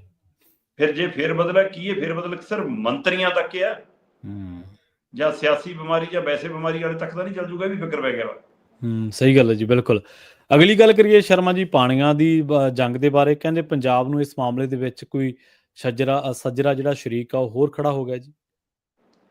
ਜੀ ਬਿਲਕੁਲ, ਪੰਜਾਬ ਦੇ ਪਾਣੀਆਂ ਦੇ ਵੰਡ ਦੇ ਮਸਲੇ ਤੇ ਲਗਾਤਾਰ ਜੱਦੋਜਹਿਦ ਰਹਿੰਦੀ ਆ। ਪਿਛਲੇ ਧੋਖੇ ਸਾਨੂੰ ਹਰ ਪਲ ਜਾਗਣ ਲਈ ਮਜਬੂਰ ਕਰਦੇ ਆ। BBMB ਵਾਲਾ ਮਸਲਾ ਪਿਛਲੇ ਦਿਨ ਦੇਖਿਆ, ਹੈ ਨਾ। ਤੇ ਹਰਿਆਣੇ ਵਾਲੀ ਚੋਣਾਂ ਤੇ ਪੰਜਾਬ ਵਾਲੀਆਂ ਚੋਣਾਂ 'ਚ ਹਮੇਸ਼ਾ SY ਵਾਲਾ ਮੁੱਦਾ ਕਿਸੇ ਨਾ ਕਿਸੇ ਆਨੇ ਬਾਨੇ ਉੱਭਰਿਆ ਆਉਂਦਾ, ਹੈ ਨਾ। ਤੇ ਇੱਧਰ ਦਿੱਲੀ ਨੂੰ ਪਾਣੀ, ਰਾਜਸਥਾਨ ਨੂੰ ਪਾਣੀ, ਇਹਦੇ ਮਸਲੇ ਤੇ ਹਮੇਸ਼ਾ ਚਰਚਾ ਹੁੰਦੀ। ਕਦੇ ਹਿਮਾਚਲ ਵੱਲੋਂ ਕੁਝ ਮੁਸ਼ਕਲ ਆ ਜਾਂਦੀ, ਫਿਰ ਪਹਿਲੂ ਆਉਂਦਾ। ਹੁਣ ਇਸ ਵਾਰ ਬਿਲਕੁਲ ਸੱਜਰਾ ਸ਼ਰੀਕ ਟੱਕਰਿਆ ਜੀ। ਅੱਛਾ, ਇਸ ਵਾਰ ਜੰਮੂ ਕਸ਼ਮੀਰ ਦੇ ਮੁੱਖ ਮੰਤਰੀ ਉਮਰ ਅਬਦੁੱਲਾ ਨੇ ਦਮ ਭਰਿਆ ਕਿ ਅਸੀਂ ਪੰਜਾਬ ਨੂੰ ਪਾਣੀ ਨਹੀਂ ਦਿਆਂਗੇ। ਠੀਕ ਹੈ। ਵੈਸੇ ਤਾਂ ਸਵਾਲ ਇਹ ਹੈ ਕਿ ਜੀ ਤੁਹਾਡੇ ਕੋਲ ਪਾਣੀ ਕਿਹੜਾ ਜਿਹੜਾ ਤੁਸੀਂ ਸਾਨੂੰ ਨਹੀਂ ਦੇਣਾ, ਇਹ ਤਾਂ ਦੱਸ ਦਿਓ। ਕਿਹੜੇ ਪਾਣੀ ਦੀ ਗੱਲ ਕਰਦੇ ਹੋ ਤੁਸੀਂ? ਸਿੰਧੂ ਜਲ ਸੰਧੀ? ਕੇਂਦਰ ਸਰਕਾਰ ਹਾਲ ਹੀ 'ਚ ਗੱਲ ਕਰਕੇ ਹਟਿਆ, ਬਿਲਕੁਲ ਸਿੰਧੂ ਜਲ ਸੰਧੀ ਦੇ ਹਵਾਲੇ ਨਾਲ ਉਹਨਾਂ ਨੂੰ ਇੱਕ ਸਵਾਲ ਹੈ ਜਿਹਦਾ ਜਵਾਬ ਦਿੱਤਾ ਉਹਨਾਂ ਨੇ। ਕੇਂਦਰ ਹਾਲ ਹੀ 'ਚ ਗੱਲ ਕਰਕੇ ਹਟਿਆ ਕਿ ਸਿੰਧੂ ਜਲ ਸੰਧੀ ਵਾਲਾ ਪਾਣੀ ਜੇ ਅਸੀਂ ਪੰਜਾਬ ਤੋਂ ਲਿਜਾਂਦੇ ਹੋਏ, ਹਰਿਆਣੇ ਤੋਂ ਲਿਜਾਂਦੇ ਹੋਏ ਰਾਜਸਥਾਨ ਦਿੱਲੀ ਤੱਕ ਲੈ ਕੇ ਜਾਣਾ, ਤੇ ਇਸ ਦੇ ਆਧਾਰ ਦੇ ਉੱਤੇ ਕੁਝ ਸਵਾਲ ਜਦੋਂ ਉਮਰ ਅਬਦੁੱਲਾ ਨੂੰ ਪੁੱਛੇ ਗਏ ਤੇ ਉਹਨਾਂ ਨੇ ਕਿਹਾ ਕਿ ਵੀ ਕਿਸੇ ਸਮੇਂ ਸਾਨੂੰ ਲੋੜ ਸੀ, ਪੰਜਾਬ ਨੇ ਪਾਣੀ ਨਹੀਂ ਦਿੱਤਾ, ਤੇ ਹੁਣ ਸਾਡੇ ਜੰਮੂ 'ਚ ਪਾਣੀ ਘਟ ਗਿਆ, ਸਾਡੇ ਤਾਂ ਨਲਕੇ ਨਹੀਂ ਪਾਣੀ ਚੱਕਦੇ, ਟੂਟੀਆਂ 'ਚ ਪਾਣੀ ਨਹੀਂ ਆਉਂਦਾ, ਇਸ ਲਈ ਪਹਿਲਾਂ ਅਸੀਂ ਆਪਣਾ ਘਰ ਪੂਰਾ ਕਰਾਂਗੇ, ਕਿਸੇ ਹੋਰ ਨੂੰ ਦਾਂਗੇ, ਅਸੀਂ ਨਹੀਂ ਕਿਸੇ ਨੂੰ ਪਾਣੀ ਦੇਣਾ, ਪਾਣੀ ਤਾਂ ਸਾਡਾ ਹੱਕ ਹੈ। ਹੁਣ ਇਹ ਪਾਣੀ ਉਹ ਹੈ ਜਿਹੜਾ ਕੁਦਰਤੀ ਵਹਿਣ 'ਚ ਬਹਿ ਕੇ ਲਹਿੰਦੇ ਪੰਜਾਬ ਵੱਲ ਜਾਂਦਾ ਹੈ। ਮਤਲਬ ਜੇ ਅਸੀਂ ਨਿਯਮ ਪਾਲਣੇ ਹੋਣ, ਸਿਧਾਂਤ ਪਾਲਣੇ ਹੋਣ, ਸੰਵਿਧਾਨ ਦੇ ਅਨੁਸਾਰ ਚੱਲਣਾ ਹੋਵੇ, ਤੇ ਫਿਰ ਰਿਪੇਰੀਅਨ ਸਿਧਾਂਤ ਕਹਿੰਦਾ ਹੈ ਕਿ ਜਿੱਥੋਂ ਦਰਿਆ ਪਾਣੀ ਨਦੀਆਂ ਦਾ ਵਹਿਣ ਹੈ, ਉੱਥੇ ਉੱਥੇ ਉਹਦੇ ਮਾਲਕ ਨੇ। ਸਹੀ ਹੈ ਜੀ, ਬਿਲਕੁਲ। ਤੇ ਇਸ ਲਈ ਫਿਰ ਸਾਨੂੰ ਕਿਹਨੇ ਅਧਿਕਾਰ ਦਿੱਤਾ? ਸਾਡੀ ਲੱਖ ਲੜਾਈ ਹੈ, ਉਹ ਲੜਾਈ ਮੈਦਾਨ 'ਚ ਲੜੀਏ, ਹਵਾ 'ਚ ਲੜੀਏ, ਹੋਰ ਤਰੀਕਿਆਂ ਨਾਲ ਲੜੀਏ, ਕੀ ਕੁਦਰਤੀ ਹਵਾ ਪਾਣੀ ਨੂੰ ਵੀ ਰੋਕਣ ਦਾ ਫਿਰ ਸਾਨੂੰ ਹੱਕ ਹੈ? ਪਹਿਲਾ ਸਵਾਲ ਤਾਂ ਇਹ ਖੜਾ। ਤੇ ਜੇ ਉਹਨਾਂ ਵਾਲਾ ਪਾਣੀ ਰੋਕਣਾ ਹੈ ਤੇ ਉਹ ਰੋਕ ਕੇ ਇੱਧਰ ਕਰਨਾ, ਤਾਂ ਫਿਰ ਚੈਨਲਾਈਜ਼ ਕਰਕੇ ਹੋਊਗਾ, ਕੁਦਰਤੀ ਵਹਿਣ ਨਹੀਂ ਹੋਊਗਾ। ਇੱਕ ਪਾਣੀ ਉਹ ਹੈ ਜਿਹੜਾ ਜੰਮੂ ਕਸ਼ਮੀਰ, ਲੇਹ ਲਦਾਖ ਵਾਲੇ ਪਾਸੇ ਉਤਰ ਕੇ ਦਾਖਲ ਹੁੰਦਾ ਹੈ, ਉਹ ਉੱਥੇ ਤੱਕ ਉਹ ਮਾਲਕ ਨੇ, ਉਹ ਤੋਂ ਜਦੋਂ ਅੱਗੇ ਆ ਗਿਆ ਤਾਂ ਉਹ ਮਾਲਕ ਨੇ। ਮਤਲਬ ਇਹ ਥੋੜਾ ਕਿ ਤੁਸੀਂ ਉਹਦੇ ਮਾਲਕ ਤੋਂ ਤੁਸੀਂ ਡੈਮ ਲਾ ਕੇ, ਫੱਟੇ ਲਾ ਕੇ ਰੋਕ ਲਓਗੇ। ਕੁਦਰਤੀ ਬਹਿਣ ਤਾਂ ਬਹਿਣ ਦਿਓ ਨਾ। ਇਸੇ ਤਰ੍ਹਾਂ ਹਿਮਾਚਲ ਜਿੱਥੋਂ ਆਉਂਦਾ, ਪਹਿਲਾਂ ਹਿਮਾਚਲ ਮਾਲਕ ਹੈ, ਪਰ ਕੁਦਰਤੀ ਬਹਿ ਕੇ ਜਦੋਂ ਪੰਜਾਬ 'ਚ ਆ ਗਿਆ, ਪੰਜਾਬ ਉਹਦਾ ਮਾਲਕ। ਹਾਂਜੀ, ਸਹੀ। ਤੇ ਜੇ ਉਹ 'ਚੋਂ ਤੁਸੀਂ ਕੱਢ ਕੇ ਨਹਿਰਾ ਰਾਜਸਥਾਨ ਨੂੰ ਲੈ ਕੇ ਜਾ ਰਹੇ ਹੋ, ਦਿੱਲੀ ਨੂੰ ਲੈ ਕੇ ਜਾ ਰਹੇ ਹੋ, ਹਰਿਆਣਾ ਲੈ ਕੇ ਤਾਂ ਰਾਇਲਟੀ ਦਿਓ ਨਾ। ਤੇ ਇਸ ਲਈ ਜੇ ਹੁਣ ਤੁਸੀਂ ਉਹ ਸਿੰਧੂ ਜਲ ਸੰਧੀ ਵਾਲਾ ਪਾਣੀ ਵੰਡਣਾ ਚਾਹੁੰਦੇ ਹੋ, ਮੈਂ ਕਹਿੰਦਾ ਮੰਗਣ ਦਾ ਹੱਕ ਹੈ ਰਾਇਲਟੀ ਅਗਲੇ ਨੂੰ। ਅਗਲੇ ਕਹਿਣਗੇ ਵੀ ਇਹ ਤਾਂ ਨਹਿਰ ਨਹੀਂ ਜਾਣਾ, ਪਰ ਉਹ ਕਿਹਨੂੰ ਹੱਕ ਹੈ? ਕੀ ਉਮਰ ਅਬਦੁੱਲਾ ਇਹ ਮੰਨਦੇ ਨੇ ਕਿ ਉਹਨਾਂ ਕੋਲ ਇੰਨੀ ਤਾਕਤ ਕੇਂਦਰ ਬਖਸ਼ੂਗਾ ਹੁਣ, ਜਿਹੇ ਜਿਹਾ ਉਹਨਾਂ ਨੂੰ ਕਿ ਸ਼ਹਿਰ ਦਾ ਮੇਅਰ ਬਣਾ ਕੇ ਰੱਖਤਾ ਉਹਨਾਂ ਨੇ? ਸਹੀ ਗੱਲ, ਬਿਲਕੁਲ। ਇਸ ਤਰ੍ਹਾਂ ਡਿਊਟੀ ਬਣਾ ਕੇ ਰੱਖਤਾ। ਤੇ ਦੂਸਰੇ ਪਾਸੇ ਜੇ ਉਮਰ ਅਬਦੁੱਲਾ ਨੂੰ ਇਹ ਹੱਕ ਹੈ ਕਿ ਉਹ ਤੈਅ ਕਰੂਗਾ ਕਿ ਪਾਣੀ ਕਿਹਨੂੰ ਦੇਣਾ ਤੇ ਕਿਹਨੂੰ ਨਹੀਂ ਦੇਣਾ, ਤੇ ਜੇ ਦੇਣਾ ਤਾਂ ਪੈਸੇ ਲੈਣੇ, ਫਿਰ ਧੰਨਵਾਦ ਉਮਰ ਅਬਦੁੱਲਾ ਜੀ। ਹੁਣ ਪੰਜਾਬ ਦੇ ਬਾਰੀ ਮੁੱਖ ਮੰਤਰੀ ਦੀ ਉਹ ਬੋਲੇ ਕਿ ਬਿਲਕੁਲ ਇਹੀ ਫਾਰਮੂਲਾ ਅਸੀਂ ਵੀ ਲਾਗੂ ਕਰਾਂਗੇ, ਕਰੋ। ਸਹੀ ਗੱਲ ਹੈ, ਬਿਲਕੁਲ। ਅਸੀਂ ਵੀ ਦਿੱਲੀ ਤੋਂ, ਅਸੀਂ ਵੀ ਰਾਜਸਥਾਨ ਤੋਂ, ਹਰਿਆਣੇ ਤੋਂ ਹਿਸਾਬ ਮੰਗਾਂਗੇ ਕਿ ਨਹੀਂ, ਫਿਰ ਅਸੀਂ ਨਹੀਂ ਦਿੰਦੇ ਪਾਣੀ, ਹੈ ਦਮ। ਸਹੀ ਗੱਲ। ਅਜੇ ਤੱਕ ਉਮਰ ਅਬਦੁੱਲਾ ਵਾਲੇ ਮਸਲੇ ਤੇ ਨਹੀਂ ਬੋਲੇ, ਉਸ ਮਸਲੇ ਤੇ ਕੀ ਬੋਲਣਾ ਜਨਾਬ? ਪਰ ਮੈਨੂੰ ਇੱਕ ਪਹਿਲੂ ਇਹਦੇ ਵਿੱਚੋਂ ਹੋਰ ਵੀ ਲੱਗਦਾ ਹੈ ਜੀ, ਕਿ ਉਮਰ ਅਬਦੁੱਲਾ ਨੇ ਇਸ ਬਿਆਨੀਏ ਦੇ ਨਾਲ ਦੋਹਰੀ ਸਿਆਸਤ ਕੀਤੀ ਹੈ। ਠੀਕ ਹੈ। ਇੱਕ ਤਾਂ ਉਹਨਾਂ ਨੇ ਆਪਣੇ ਹੱਕਾਂ ਤੇ ਡਾਕਾ ਪੈਣ ਤੋਂ ਰੋਕਣ ਦੇ ਲਈ ਗੱਲ ਕੀਤੀ ਹੈ ਕਿ ਤਾਂ ਕਿ ਕੇਂਦਰ ਪਾਣੀ ਵੰਡਣ ਲੱਗੇ ਯਾਦ ਰੱਖੇ ਕਿ ਜੰਮੂ ਕਸ਼ਮੀਰ ਨੂੰ ਵੀ ਕੋਈ ਦੇਣਾ ਉਹ 'ਚੋਂ। ਠੀਕ ਹੈ, ਠੀਕ ਹੈ। ਤੇ ਇਹ ਨਾ ਹੋਵੇ ਕਿ ਸਿੱਧਾ ਹੀ, ਕਿਉਂਕਿ ਪੰਜਾਬ ਨਾਲ ਜੰਮੂ ਕਸ਼ਮੀਰ ਦਾ ਕਦੇ ਤਣਾਅ ਵਾਲਾ ਰਿਸ਼ਤਾ ਨਹੀਂ ਰਿਹਾ। ਸਹੀ ਗੱਲ ਆ। ਚਾਹੇ ਕਰੋਨਾ ਕਾਲ ਆਇਆ, ਚਾਹੇ ਕੋਈ ਹੋਰ ਮਸਲਾ ਆਇਆ, ਪੰਜਾਬ ਉਹਨਾਂ ਦੇ ਬੱਚਿਆਂ ਨਾਲ, ਉੱਥੋਂ ਦੇ ਲੋਕਾਂ ਨਾਲ ਹਮੇਸ਼ਾ ਖੜਦਾ ਰਿਹਾ। ਬਿਲਕੁਲ। ਸਾਨੂੰ ਪਤਾ ਸਾਡੇ ਪਿੰਡਾਂ 'ਚ ਸਰਦੀਆਂ 'ਚ ਕਸ਼ਮੀਰੀ ਕਿਵੇਂ ਸਮਾਨ ਲੈ ਕੇ ਆਉਂਦੇ ਨੇ ਤੇ ਆਪਣੇ ਬੂਹੇ ਆਮ ਖੁੱਲਦੇ ਨੇ ਉਹਨਾਂ ਲਈ ਕਿ ਬੈਠ ਕੇ ਬੀਬੀਆਂ ਨੂੰ ਸੂਟ, ਕੰਬਲ, ਸਭ ਸ਼ਾਲ ਵੇਚ ਜਾਂਦੇ ਨੇ। ਸਹੀ ਗੱਲ, ਬਿਲਕੁਲ। ਤੋ ਘਰੇ ਚਾਹ ਪਾਣੀ ਤੋਂ ਬਿਨਾਂ, ਮਤਲਬ ਇਹ, ਜਾਂ ਕਈ ਵਾਰ ਉਹ ਲੈ ਕੇ ਆਉਂਦੇ ਨੇ ਕਿ ਜੀ ਲੱਕੜਾਂ ਤੱਕ ਲਿਆ ਕੇ ਢੋਂਦੇ ਰਹੇ ਨੇ ਜਦੋਂ ਚੁੱਲ੍ਹੇ ਬਲਦੇ ਸੀ। ਮੈਨੂੰ ਯਾਦ ਹੈ ਕਿ ਸਵੇਰੇ ਸਵੇਰੇ ਉਹ ਕਿੱਕਰਾਂ ਤੋਂ ਟਾਹਣੀਆਂ ਸੁੱਕੀਆਂ ਵੱਢ ਕੇ ਉਹ ਘਰਾਂ 'ਚ ਗੱਠਾ ਬੰਨ ਕੇ ਸਿੱਟਦੇ ਰਹੇ ਨੇ। ਸੋ ਇਹ ਇਸ ਲਈ ਕਦੇ ਵੀ ਰਿਸ਼ਤਾ ਪੰਜਾਬ ਦਾ ਕਸ਼ਮੀਰ ਨਾਲ ਨਹੀਂ ਵਿਗੜਿਆ। ਹਰਿਆਣੇ ਨਾਲ ਵੀ ਲੋਕਾਂ ਦੀ ਕੜੱਤਣ ਕਦੇ ਨਹੀਂ ਰਹੀ, ਉਲਟਾ ਨੇੜਤਾ ਵੱਧ ਗਈ ਕਿਸਾਨ ਅੰਦੋਲਨ ਤੋਂ ਬਾਅਦ। ਸਹੀ ਗੱਲ ਹੈ ਨਾ। ਸੋ ਇਸ ਲਈ ਇਹ ਮਨਸ਼ਾ ਲੱਗਦੀ ਨਹੀਂ ਕਿ ਇਦਾਂ ਕਿਵੇਂ ਬੋਲ ਸਕਦੇ। ਅਜੇ ਵੀ ਪੰਜਾਬ ਦੇ ਆਵਾਮ ਦੇ ਗੱਲ 'ਚ ਉਤਰ ਨਹੀਂ ਰਹੀ ਕਿ ਇਦਾਂ ਕਿਵੇਂ ਹੋ ਸਕਦਾ। ਇਸ ਲਈ ਮੈਂ ਇਹਨੂੰ ਇਸ ਨੁਕਤੇ ਤੋਂ ਵੀ ਦੇਖਦਾ ਕਿ ਇੱਕ ਤਾਂ ਉਹਨਾਂ ਨੇ ਕੇਂਦਰ ਨੂੰ ਇਹ ਸੁਨੇਹਾ ਦੇਣ ਦੀ ਕੋਸ਼ਿਸ਼ ਕੀਤੀ ਕਿ ਭਰਾਵਾ ਜਦੋਂ ਪਾਣੀ ਵੰਡਣਾ ਸਾਡਾ ਵੀ ਯਾਦ ਰੱਖਿਓ, ਕੋਈ ਸਾਨੂੰ ਵੀ ਦੇ ਜਾਓਗੇ ਤੇ ਸਿੱਧਾ ਨਾ ਲੈ ਜਾਓਗੇ, ਕਿਉਂਕਿ ਕੰਟਰੋਲ ਤਾਂ ਕੇਂਦਰ ਦਾ। ਉਮਰ ਅਬਦੁੱਲਾ ਵੀ ਜਾਣਦੇ ਆ ਹੁਣ, ਇੱਥੇ ਤਾਂ VVM ਵੀ ਸਾਤੋਂ ਖੋਹਣ ਦੀ ਪ੍ਰਕਿਰਿਆ, ਸਾਡਾ ਪਾਣੀ ਸਿੱਧਾ ਖੋਹਣ ਦੀ ਪ੍ਰਕਿਰਿਆ। ਸੋ ਜਿੱਥੇ ਲੜਨ ਵਾਲੀਆਂ ਧਿਰਾਂ ਵੀ ਹੈਗੀਆਂ ਤੇ ਉੱਥੇ ਤਾਂ ਸਾਰਾ ਕੁਛ ਖੋਹ ਹੀ ਲਿਆ ਸਭ ਤੋਂ ਪਹਿਲਾਂ ਹੀ। ਦੂਸਰਾ, ਮੈਨੂੰ ਲੱਗਦਾ ਉਹਨਾਂ ਨੇ ਪੰਜਾਬੀ ਕਹਾਵਤ ਨੂੰ ਵੀ ਇਹਦੇ ਰਾਹੀਂ ਸਾਬਤ ਕਰਨ ਦੀ ਕੋਸ਼ਿਸ਼ ਕੀਤੀ। ਅੱਛਾ, ਧੀਏ ਨੀ ਤੂੰ ਗੱਲ ਸੁਣ, ਨੂਹੇ ਨੀ ਤੂੰ ਕੰਨ ਕਰ। ਕਿ ਉਹਨਾਂ ਨੂੰ ਲੱਗਿਆ ਕਿ ਮੈਂ ਸਿੱਧਾ ਕੇਂਦਰ ਨਾਲ ਆਡਾ ਲੈਣ ਦੀ ਬਜਾਏ ਜੇ ਰਾਜਸਥਾਨ ਦਾ ਨਾਂ ਲਊਂਗਾ, ਹਰਿਆਣੇ ਦਾ ਨਾਂ ਲਊਂਗਾ, ਦਿੱਲੀ ਦਾ ਨਾਂ ਲਊਂਗਾ, ਤਾਂ ਉੱਥੇ ਤਿੰਨਾਂ ਥਾਵਾਂ ਤੇ BJP ਦੀ ਸਰਕਾਰ ਆ, ਚੌਥੀ ਕੇਂਦਰ 'ਚ ਤਾਈ, ਇਹ ਚਾਰੇ ਮੇਰੇ ਤੇ ਟੁੱਟ ਕੇ ਪੈ ਜਾਣਗੀਆਂ। ਸਹੀ ਗੱਲ। ਇਸ ਪੰਜਾਬ ਦੇ ਬਣ ਗਏ ਕਿ ਜੇ ਪੰਜਾਬ ਤੱਕ ਨਹੀਂ ਜਾਣ ਦੇਣਾ ਤਾਂ ਅਗਲੇ ਲਈ ਵੀ ਕਿਉਂ ਦੇਣਾ ਫਿਰ। ਸੋ ਇਹ ਵੀ ਕਹਿਣਾ ਚਾਹੁੰਦਾ, ਮੈਨੂੰ ਲੱਗਦਾ ਕਿ ਹੋ ਸਕਦਾ ਮੈਂ ਗਲਤ ਹੋਵਾਂ। ਹਾਂਜੀ। ਤੇ ਇੰਨੀ ਗਹਿਰੀ ਗੰਭੀਰਤਾ ਕਿਸੇ ਨੇ ਲੈਣੀ ਵੀ ਨਹੀਂ। ਅਗਲਿਆਂ ਨੇ ਸਿੱਧਾ ਬਿਆਨ ਲੈਣਾ ਤੇ ਬੋਲਣਾ ਸ਼ੁਰੂ ਕਰ ਦੇਣਾ ਤਾਂ ਹੋ ਗਿਆ ਸ਼ੁਰੂ। ਤੇ ਇਸ ਲਈ ਇੱਕ ਸਿਆਸਤਦਾਨ ਨੂੰ, ਇੱਕ ਲੀਡਰ ਨੂੰ ਹਰ ਗੱਲ ਤੋਲ ਮੋਲ ਕੇ ਬੋਲਣੀ ਚਾਹੀਦੀ ਆ। ਤੇ ਕੀ ਲੋੜ ਹੈ, ਤੁਸੀਂ ਨਵੇਂ ਸ਼ਰੀਕ ਪੈਦਾ ਕਰ ਰਹੇ ਹੋ, ਕੁਝ ਧਿਰਾਂ ਨਾਲ ਰੱਖ ਲਓ। ਇਹ ਫਾਰਮੂਲਾ ਤਾਂ ਅਸੀਂ ਮੋਦੀ ਨੂੰ ਸਮਝਾ ਰਹੇ ਹਾਂ, ਟਰੰਪ ਨੂੰ ਸਮਝਾ ਰਹੇ ਹਾਂ, ਤੇ ਹੁਣ ਉਮਰ ਅਬਦੁੱਲਾ ਨੂੰ ਵੀ ਸਮਝਾਉਣਾ ਪਊਗਾ। ਸਹੀ ਹੈ। ਤੇ ਜਿਹੜਾ ਕੇਂਦਰ ਹੈ ਜੀ, ਉਹ ਕਰਜ਼ੇ ਦੇ ਵਿੱਚੋਂ, ਜਿਹੜੀ ਕਰਜ਼ਾ ਕਟੌਤੀ, ਉਹਦੇ ਵਿੱਚੋਂ 4000 ਕਰੋੜ ਦੇਣਾ ਮੰਨ ਗਿਆ ਜੀ। ਹੁਣ ਇਹਨੂੰ ਪ੍ਰਾਪਤੀ ਕਹੀਏ ਜੀ ਕਿ ਅਜੇ ਵੀ ਨਲਾਇਕੀ ਕਹੀਏ ਸਾਡੀ? ਇਹੀ ਤਾਂ ਸਮਝ ਨਹੀਂ ਆਉਂਦੀ। ਮਤਲਬ ਪੰਜਾਬ ਸਰਕਾਰ ਅੱਜ ਤੱਕ ਇਸ ਗੱਲ ਤੇ ਆ ਹੀ ਨਹੀਂ ਰਹੀ ਕਿ ਸਾਡੀ ਹਾਲਤ ਇੰਨੀ ਮਾੜੀ ਆ ਸਾਡੀ ਸਥਿਤੀ ਇੰਨੀ ਪਤਲੀ ਆ, ਸਟੇਜਾਂ ਤੇ ਕਹਿ ਕੇ ਆਮ ਲੋਕਾਂ ਨੂੰ ਤੁਸੀਂ ਜਿੰਨਾ ਮਰਜ਼ੀ ਭਰਮਾਈ ਜਾਓ ਕਿ ਬਈ ਸਾਡੇ ਟਾਈਮ ਤਾਂ ਅਸੀਂ ਕਦੇ ਨਹੀਂ ਰੋਂਦੇ, ਖਜ਼ਾਨਾ ਖਾਲੀ ਆ, ਖਜ਼ਾਨਾ ਖਾਲੀ ਆ, ਪਹਿਲੇ ਰੋਂਦੇ ਰਹਿੰਦੇ ਸੀ। ਤੇ ਜੇ ਰੋਂਦੇ ਨਹੀਂ ਗਏ ਫਿਰ ਮੈਨੂੰ ਦੱਸ ਦਿਓ 12 ਵਿਭਾਗਾਂ ਤੋਂ ਪੈਸਾ ਕਿਉਂ ਵਾਪਸ ਮੰਗਾਇਆ? ਸਹੀ ਗੱਲ ਹੈ। ਫਿਰ ਮੈਨੂੰ ਦੱਸ ਦਿਓ ਕਿ ਤੁਸੀਂ 3 ਮਹੀਨਿਆਂ 'ਚ 11,000 ਕਰੋੜ ਕਿਉਂ ਖਰਚ ਲਿਆ? ਫਿਰ ਦੱਸ ਦਿਓ ਤੁਸੀਂ 1000 ਕਰੋੜ ਲੰਘੇ ਚੰਦ ਦਿਨਾਂ ਪਹਿਲਾਂ ਹੀ ਖੁੱਲੇ ਬਾਜ਼ਾਰ 'ਚੋਂ ਕਿਉਂ ਚੱਕਿਆ? ਸਹੀ, ਇਹ ਕਿੰਨੇ ਪਹਿਲੂ ਖੜੇ ਨੇ। ਫਿਰ ਦੱਸੇ ਪੰਜਾਬ ਸਰਕਾਰ ਲੋਕਾਂ ਨੂੰ ਕਿ ਭਾਈ ਬਜਟ ਦੇ 2.5 ਮਹੀਨਿਆਂ 'ਚ ਸਾਡਾ ਧੂੰਆਂ ਨਿਕਲ ਗਿਆ, ਅਜੇ ਪੂਰਾ ਸਾਲ ਕੱਟਣਾ ਹੈ ਜੀ। ਅਪ੍ਰੈਲ ਤੋਂ ਬਜਟ ਲਾਗੂ ਹੋਇਆ ਤੇ ਜੂਨ 'ਚ ਤੁਸੀਂ 12 ਵਿਭਾਗਾਂ ਤੋਂ ਪੈਸੇ ਵਾਪਸ ਮੰਗਣ ਲੱਗੇ।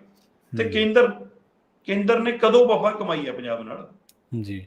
ਦਿੱਲੀ ਦੇ ਤਖਤ ਤੇ ਜਿਹੜਾ ਮਰਜ਼ੀ ਬੈਠਾ, ਜਿਹੜੇ ਮਰਜ਼ੀ ਕਾਲ 'ਚ ਬੈਠਿਆ, ਚਾਹੇ ਮੁਗਲ ਰਾਜ, ਚਾਹੇ ਅੰਗਰੇਜ਼ ਰਾਜ, ਚਾਹੇ ਲੋਕਤੰਤਰਕ ਆਜ਼ਾਦ ਭਾਰਤ ਤੋਂ ਬਾਅਦ ਦਾ ਰਾਜ, ਕਦੋਂ ਪੰਜਾਬ ਨਾਲ ਤਖਤ ਖੜਿਆ ਦਿੱਲੀ ਦਾ?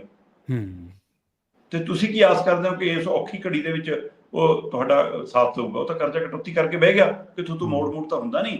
16,000 ਕਰੋੜ ਦੀ ਲਿਮਟ ਚੋਂ ਅਸੀਂ ਕੁੱਲ ਸਾਲਾਨਾ ਲਿਮਟ ਚੋਂ ਥੋੜਾ 16,000 ਕਰੋੜ ਕੱਟ ਲਿਆ।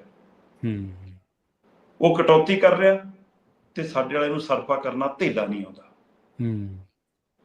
ਇਹ ਕੰਡੇ ਅਕਾਲੀ, ਬੀਜੇਪੀ, ਕਾਂਗਰਸੀਆਂ ਦੇ ਬੀਜੇ ਹੋਏ ਹਾਂਜੀ, ਤੇ ਇਹਨਾਂ ਨੇ ਉਹ ਕੰਡੇ ਚੁਗਣ ਦੀ ਬਜਾਏ ਉਹਨਾਂ ਨੂੰ ਪਾਣੀ ਦੇ ਦੇ ਕੇ ਹੋਰ ਬੜਾ ਕਰ ਰਹੇ ਨੇ। ਇਹ ਤਾਂ ਬਿਲਕੁਲ ਪ੍ਰਵੀਨ ਜੀ ਤੁਰੇ ਆਉਂਦੇ ਨੇ, ਮਤਲਬ ਢੇੜ ਦੇ ਕੇ ਚੱਕੋ, ਮੌਜ ਕਰੋ, ਹੈ ਖੁੱਲਾ ਖਰਚਾ ਜੋ ਹੈ, ਮਤਲਬ ਗੱਡੀਆਂ ਵੀ ਵਧਾ ਲਓ, ਕੋਠੀਆਂ ਵੀ ਵਧਾ ਲਓ, ਰਹਿਣ ਸਹਿਣ ਵੀ ਵਧਾ ਲਓ, ਦਿੱਲੀ ਵਾਲਿਆਂ ਦਾ ਭਾਰ ਵੀ ਪਾ ਲਓ, ਹੈ ਨਾ। ਉਹ ਜਿਵੇਂ ਝੋਨੇ ਸਮੇਂ ਟਰੈਲੀ ਭਰ ਕੇ ਲਿਆਉਣੀ ਪੈਂਦੀ ਹੈ ਨਾ, ਕਿ ਰੇਲਵੇ ਸਟੇਸ਼ਨ ਤੇ ਜਾਂਦੇ ਸੀ ਆਪਣੇ ਪਿੰਡ ਵਾਲੇ ਕਿ ਵੀ ਲੈ ਕੇ ਆਉਣੀ ਹੈ ਲੇਬਰ, ਕਿ ਚਲੋ ਵੀ ਆਪਾਂ ਆਪਾਂ ਝੋਨਾ ਲਵਾਉਣਾ ਜੀ ਜਾਂ ਕਣਕ ਵੱਢਣੀ ਕਿਸੇ ਸਮੇਂ, ਤਾਂ ਟਰੈਲੀ ਲੈ ਕੇ ਖੜ ਜਾਂਦੇ ਸੀ ਪਿੰਡ ਵਾਲੇ ਜਾ ਕੇ। ਹੁਣ ਉਵੇਂ ਇਹ ਗੱਡੀਆਂ ਲੈ ਕੇ ਨਾ ਚੰਡੀਗੜ੍ਹ ਦੇ ਏਅਰਪੋਰਟ ਤੇ ਖੜਦੇ ਆ ਕਿ ਦਿੱਲੀ ਵਾਲੇ ਆ ਰਹੇ ਆ, ਅਸੀਂ ਲੈ ਕੇ ਜਾਣੇ ਜੀ, ਲੱਦ ਕੇ ਉਹਨਾਂ ਨੂੰ ਤਨਖਾਹ ਵੀ ਦੇਣੀ ਹੈ। ਆਹ ਹਾਲ ਹੋਇਆ ਪਿਆ। ਸਹੀ ਗੱਲ ਹੈ। ਕਰਜ਼ਾ ਵਧੂਗਾ ਨਹੀਂ ਤਾਂ ਹੋਰ ਕੀ ਹੋਊਗਾ? ਪ੍ਰਵੀਨ ਜੀ 4000 ਤੋਂ 4200 ਕਰੋੜ ਹਰ ਮਹੀਨੇ ਖਰਚ ਰਹੇ ਹੋ, ਤੇ ਵਾਲਾ ਜਦੋਂ ਮੁੱਕੂਗਾ, ਮੈਂ ਬਾਰ-ਬਾਰ ਕਹਿ ਰਿਹਾ 4.25 ਲੱਖ ਕਰੋੜ ਤੋਂ ਉੱਪਰ ਔਸਤਨ ਕਰਜ਼ਾ ਹੋ ਜਾਣਾ ਪੰਜਾਬ ਤੇ ਕੁੱਲ। ਸਹੀ ਗੱਲ ਹੈ, ਬਿਲਕੁਲ। ਤੇ ਤੁਸੀਂ ਜੀ 16,000 ਕਰੋੜ ਦੀ ਕਟੌਤੀ ਦੇ ਬਦਲੇ ਉੱਥੇ ਖੜ ਕੇ ਦਮ ਨਾਲ ਲੜਨ ਦੀ ਬਜਾਏ ਕਿ ਆਹ ਕਿਉਂ ਕੱਟ ਰਹੇ ਹੋ, ਇਹਦਾ ਹਿਸਾਬ ਫੇਰ ਕਰਿਓ। ਪਹਿਲਾਂ ਸਾਡਾ GST ਸਮੇਂ ਸਿਰ ਦੇਣਾ ਸ਼ੁਰੂ ਕਰੋ। ਸਾਥੋਂ ਟੈਕਸ ਵਸੂਲ ਕੇ ਤੁਸੀਂ ਰੱਖ ਲੈਂਦੇ ਹੋ, ਸਾਨੂੰ ਸਮੇਂ ਸਿਰ ਦਿੰਦੇ ਨਹੀਂ ਗੇ।